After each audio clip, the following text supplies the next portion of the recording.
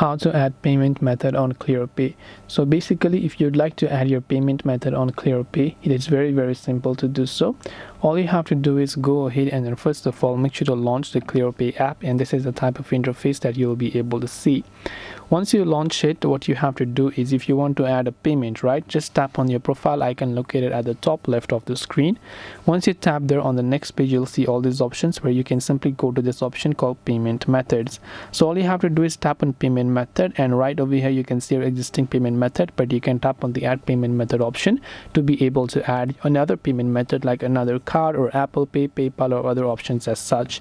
And this way you'll be able to add a payment method on your Clearpay account. I hope that this video really helped you, and if you have got any further questions, feel free to also leave them down in the comment section. As always, thank you very much for watching till the end of this tutorial, and see you soon as always in our next video.